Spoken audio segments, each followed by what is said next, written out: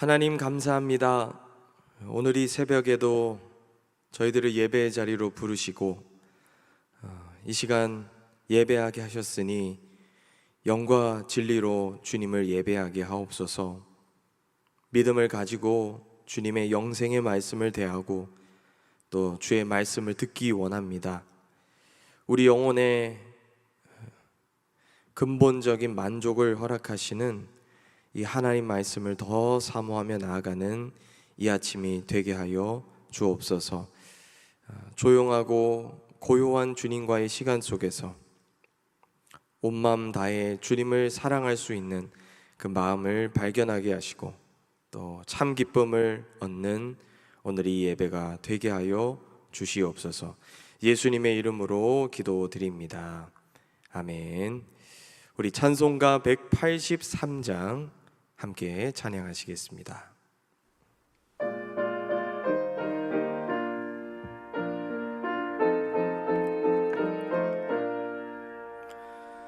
빈들의 마른 불같이 시들은 나의 영혼, 주님이 약속한 성령 간절히 기다리네. 가물어 메마른 땅에 단비를 내리시듯 성령의 단비를 부어 새 생명 주옵소서. 반가운 빗소리 들려 산천이 춤을 추네. 봄비로 내리는 성령 내게도 주옵소서. 가물어 메마른 땅에 단비를 내리시듯 성령의 단비를 부어 새 생명 주옵소서. 철 따라 우로를 내려 초목이 무성하니 갈급한 내 심령 위에 성령을 부으소서. 가물어 메마른 땅에 단비를 내리시듯 성령의 단비를 부어 새 생명 주옵소서. 참되신 사랑의 언약 어길 수 있사오랴. 오늘의 흡족한 은혜 주실 줄 믿습니다. 가물어 메마른 땅에 단비를 내리시듯 성령의 단비를 부어 새 생명 주옵소서.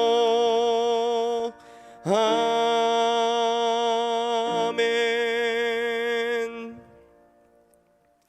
오늘 이 시간 하나님께서 우리에게 주시는 말씀은 구약성경 에스겔 37장 1절에서 14절까지의 말씀입니다.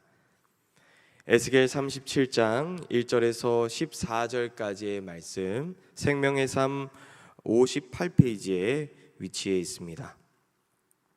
이제 하나님의 말씀을 제가 봉독합니다. 여호와께서 권능으로 내게 임재하시고 그의 영으로 나를 데리고 가서 골짜기 가운데 두셨는데 거기 뼈가 가득하더라. 나를 그 뼈 사방으로 지나가게 하시기로 본즉 그 골짜기 지면에 뼈가 심이 많고 아주 말랐더라.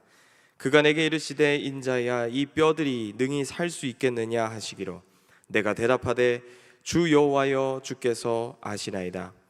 또 내게 이르시되 너는 이 모든 뼈에게 대언하여 이르기를 너희 마른 뼈들아 여호와의 말씀을 들을지어다. 주 여호와께서 이 뼈들에게 이같이 말씀하시기를 내가 생기를 너희에게 들어가게 하리니 너희가 살아나리라. 너희 위에 힘줄을 두고 살을 입히고 가죽으로 덮고 너희 속에 생기를 넣으리니 너희가 살아나리라. 또 내가 여호와인 줄 너희가 알리라 하셨다 하라. 이에 내가 명령을 따라 대언하니 대언할 때 소리가 나고 움직이며 이 뼈 저 뼈가 들어맞아 뼈들이 서로 연결되더라. 내가 또 보니 그 뼈에 힘줄이 생기고 살이 오르며 그 위에 가죽이 덮이나 그 속에 생기는 없더라. 또 내게 이르시되 인자여 너는 생기를 향하여 대언하라. 생기에게 대언하여 이르기를 주 여호와께서 이같이 말씀하시기를 생기야 사방에서부터 와서 이 죽음을 당한 자에게 불어서 살아나게 하라 하셨다 하라.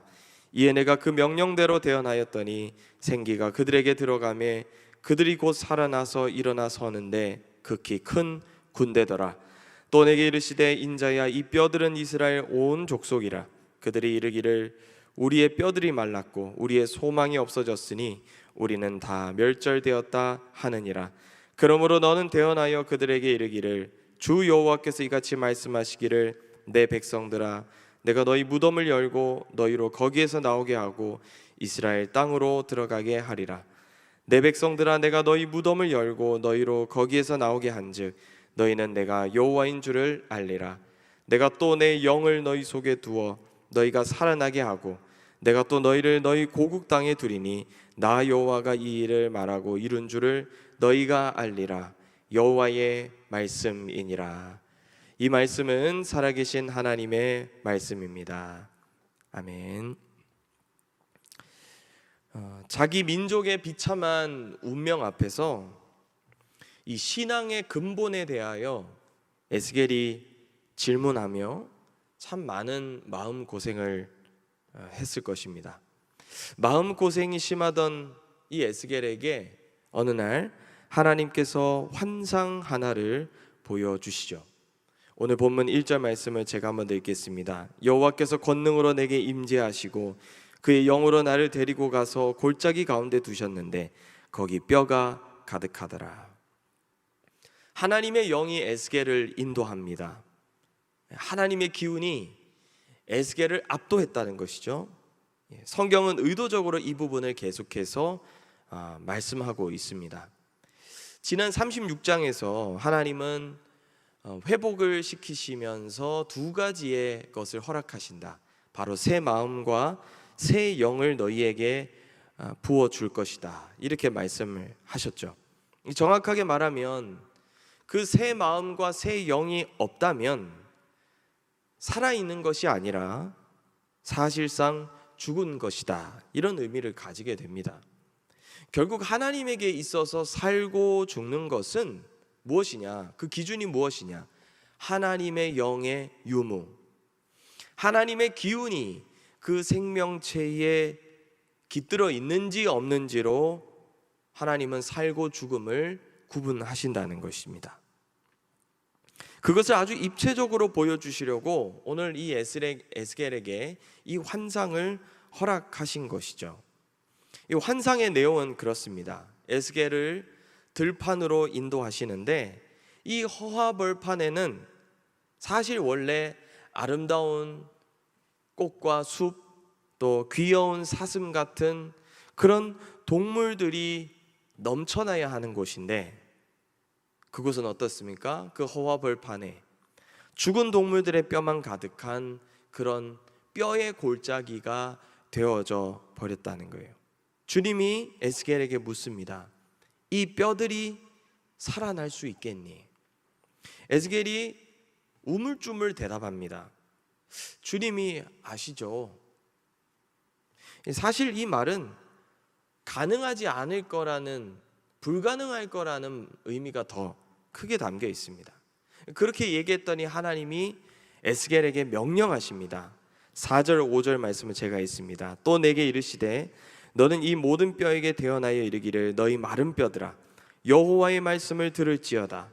주 여호와께서 이 뼈들에게 이같이 말씀하시기를 내가 생기를 너희에게 들어가게 하리니 너희가 살아나리라. 에스겔이 하나님께 명령을 받고 그 마른 뼈들에게 하나님의 말씀을 대언하여 전합니다. 그랬더니 진짜로 그 뼈들이 움직이기 시작합니다. 서로 소리를 내며 뼈들이 붙기 시작하고요, 힘줄과 인대가 생기면서 뼈 마디가 연결이 됩니다. 그 붙어진 뼈 위에 근육과 장기들이 만들어지고 그것을 덮을 수 있는 피부와 사람 모양이 실제로 이들에게 생겨나게 됩니다. 그리고 하나님이 두 번째로 명령하십니다. 9절과 10절을 제가 읽겠습니다. 또 내게 이르시되 인자야 너는 생기를 향하여 대언하라. 생기에게 대언하여 이르기를 주 여호와께서 이같이 말씀하시기를 생기야 사방에서부터 와서 이 죽음을 당한 자에게 불어서 살아나게 하라 하셨다 하라. 이에 내가 그 명령대로 대언하였더니 생기가 그들에게 들어가매 그들이 곧 살아나서 일어나 서는데 극히 큰 군대더라. 사람 모양까지 만들어졌는데 아직 숨을 쉬지 않은 상태였습니다. 그런데 에스겔이 두 번째 말씀을 전하니까 이들에게 하나님의 생기가 들어오게 되고 살아있는 사람이 되었으며 그 수가 거대한 군대의 수를 이루게 되었다고 보여주는 환상이었습니다. 성도 여러분, 느끼셨는지는 모르겠지만 하나님께서 이 지난 에스겔의 앞부분의 내용부터 지속적으로 말하고 있는 것이 있습니다. 하나님의 생기, 즉 하나님의 기운이 없는 것은 살아 있어도 사실은 살아있는 송장일 뿐이다. 결국 중요한 것은 여호와 하나님으로부터 우리가 생기를 받는 것입니다. 기운이 있고 없고의 문제는 단순히 그 존재가 조금 덜 특별하고 평범한 어떤 그런 차원의 문제가 아니고, 사실상 기운이 있고 없고는 살아있는 존재냐, 실상은 죽은 자냐, 이것을 구분하고 논할 수 있는 문제까지 가게 된다는 것입니다. 즉 생명의 근원은 나 여호와 하나님이다. 나 여호와 없이는 너희들이 살 수 없다. 이 사실을 하나님이 끊임없이 지금 말씀하고 있는 것입니다. 그러면서 이 오늘 보여준 이 마른 뼈 환상에 대한 구체적인 해석을 11절부터 말씀을 하시죠. 바벨론 포로로 지금 끌려와 있는 이스라엘 백성들, 남유다 족속들은 사실상 마른 뼈와 같은 존재이고, 이제는 내가 너희들을 큰 군대로 회복시켜서 고국 이스라엘로 돌아가게 할 것이다 라고 하는 의미가 있습니다.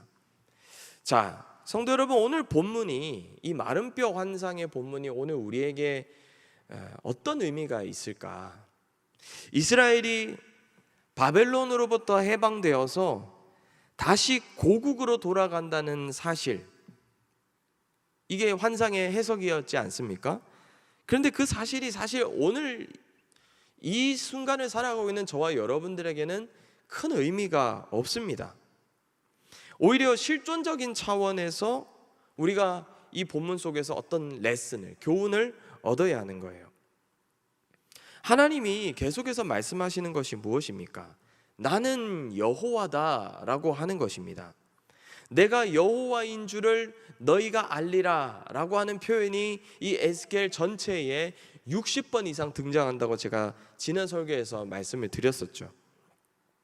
여러분, 이스라엘 백성들이 하나님이 누구이신지 진짜 몰랐겠습니까?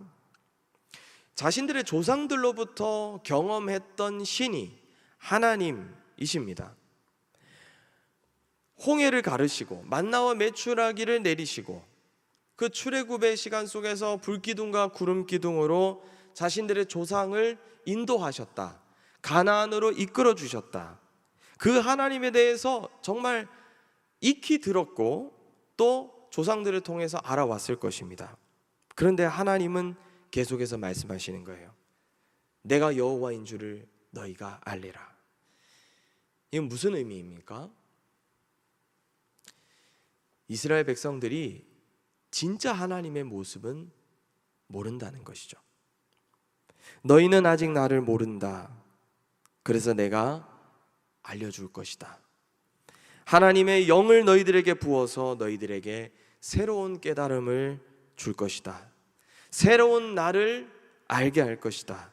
그러니까 사실은 이 영이 아니라 하나님 자신을 알게 하는 것이 하나님이 진짜 원하셨던 부분이었다는 거예요. 하나님 자신의 인격, 그래서 그 인격적으로 하나님을 알게 하시고 만나게 하시고, 그래서 이전처럼 그렇게 가까웠던 관계로 하나님은 다시 이스라엘과 나아가고 싶으셨던 거예요. 내가 너희들을 다시 본국으로 돌아가게 해줄게, 이 말을 전하시기 위해서가 아니었습니다. 이거보다 더 중요한 사실이 있었습니다. 모든 역사는 내가 움직인다. 이 역사의 주관자는 바로 나 여호와다. 너희들이 인지하지 못해도 나는 내가 해야 될 일을 할 것이다. 이 하나님은 알게 하고 싶으셨던 거예요. 성도 여러분, 하나님께서 고국 예루살렘으로 이 이스라엘을 돌아가게 해주실 것이라고 약속하시죠. 그런데 그 이스라엘의 해방이 영원했습니까? 그렇지 않습니다. 우리가 에스겔서를 보고 나서 그 이후에 다른 성경들을 찾아보면 50년, 이때부터 50년간의 포로 생활은 이제 끝을 내고 본국 예루살렘으로 돌아가지만, 큰 희망을 안고 이제는 더 이상 고통이 없을 거라고 이들이 생각하면서 국가를 재건해서 뭔가 살아가겠다고 보여주는 그런 모습들이 있습니다. 그런데 그 희망이 아주 잠시였다는 거예요. 다시 민족 전체가 나락으로 떨어집니다. 예루살렘은 그 이후의 역사에서 계속해서 반복해서 수탈을 당하고 결국 성전도 재건이 되었다가 파괴되었다가 이것을 반복합니다. 그러니까 이스라엘이 해방하는 것이 사실은 궁극적인 것이 아니라 아주 잠시였다는 것이죠. 이 50년의 포로기를 끝내고 고국으로 돌아가서 다시 수탈을 당하고 이방 족속에게 침공을 당하고 성전이 파괴되는 그 모든 일을 여러분 누가 주관했는지 아십니까? 이방 제국이 아니에요. 바로 하나님이라는 사실입니다. 대체 하나님 왜 이러시나? 지금 오늘 본문에서 이런 환상을 보여주시고 이제는 내가 너희들을 고국으로 돌아가게 해줄게, 이렇게 약속을 하시면 그 약속을 좀 지키셔야 되는데 다시 침공을 당하게 되고 그리고 다시 회복시켜 주시고 다시 나락으로 떨어지게 하시고 다시 회복시켜 주시고, 대체 하나님이 왜 이러시나? 역사를 누가 움직이냐? 바로 나 여호와다. 이것을 말씀해 주시기 위해서 하나님이 이 모든 것을 주관하셨던 거예요. 그렇습니다. 성도 여러분, 마른 뼈와 같은 우리의 삶을 누가 주관하시나? 마른 뼈와 같은 이 세상을, 마른 뼈와 같은 이 인간 역사를 누가 주관하시나? 바로 하나님이십니다. 그분은 우리가 끝없이 이 사실을 고백하고 인정하기를 원하시는 거예요. 때로 우리가 이것을 망각할 때 하나님은 포로기와 같은 인생의 시간도 주시고요, 그러다가 다시 봄의 시간을 주셔서 뭔가 우리의 삶을, 인간 역사를 재건하게 하는 시간도 허락하십니다. 결국 어떤 시간을 주시냐보다 더 중요한 것은 이 시간을 누가 허락하고 계시냐라고 하는 부분입니다. 내 인생의 진짜 주인은 누구시냐? 여호와다. 이 세상을 통치하고 다스리시는 분은 누구시냐? 여호와 하나님이다. 이 인간 역사의 모든 것을 주관하시는 분은 누구시냐? 여호와 하나님이시다. 이게 하나님에게는 가장 중요한 부분이었다는 거예요. 사랑하는 성도 여러분, 생명의 근원도 주님이시고 모든 역사의 주관도 주님이심을 믿습니다. 믿음의 사람들에게 요구되는 것은 이 하나님을 믿고 마른 뼈와 같은 우리의 현실 속에서 그 하나님의 일하심을 선포하고 알리는 것입니다. 여러분, 하나님의 일을 한다는 것은 바로 이런 것입니다. 그냥 분주하게 어떤 일적인 차원의 무언가를 많이 하는 것이 하나님의 일을 하는 것이 아니고, 생명력이 없는 곳에, 이 세상에, 교회에, 우리의 다음 세대 가운데 생명의 근원은 오직 하나님뿐이라고, 우리 인생 역사의 주관자는 주님 한 분밖에 없다고 말하고 선포하는 것, 그것이 하나님의 일을 하는 것입니다. 믿음을 가지고 전하는 것, 이것이 주님을 믿는 우리들에게 주어지는 또 다른 사명인 줄 믿습니다. 오늘 그 은혜가 우리 모두에게 있기를 축복합니다. 기도하겠습니다. 하나님 아버지, 역사의 주관자도 주님이시고 생명의 근원도 주님께로부터 남을 믿습니다. 주님은 이 절대적인 사실을 끊임없이 우리에게 알려주시려고 저희들에게 목 놓아 외치고 계시는데, 이 시간 연약한 저희들을 에스겔 선지자에게 하나님의 기운으로 충만하게 해주셨던 것처럼 하나님의 영으로 가득하게 해주셔서 여호와 하나님을 새롭게 만나는 은혜를 주시옵소서. 삶의 문제가 회복되고 우리가 기도하는 것들이 응답된다고 해서 교만하지 않게 하시고, 모든 인생과 역사의 흥망성쇠가 주님께 달려있음을 믿고 여호와를 잃어버리지 않도록 함께하여 주시옵소서. 사랑하는 담임 목사님 돌보아 주셔서 영력, 체력, 능력, 성령으로 충만케 하셔서 주께서 맡기시는 이 목회를 기쁨으로 잘 감당하게 하시고, 또 이 모든 사역을 통해 우리 주님도 기뻐하시는 그런 은혜가 있게 하여 주옵소서. 여름 사역 가운데 있는 모든 교육부서들 가운데 함께하여 주시고, 날씨가 무덥습니다. 어떠한 안전사고 일어남 없이 이 모든 것이 순적하게 교회 안에서 진행되도록 인도하여 주시옵소서. 2주 전부터 시작된 한여름밤의 브릿지 워십 말씀잔치 가운데 큰 은혜를 더하여 주시고, 강단에서 선포되어지는 모든 강사님들의 말씀을 통해 우리의 영혼이 시원케 되는 복된 시간 되게 하여 주시옵소서. 오늘도 온라인과 현장으로 예물드린 손길 가운데 함께하여 주시고, 함께 올려드리는 기도의 제목 가운데 응답의 은혜로 주님 축복하시고 함께하여 주시옵소서.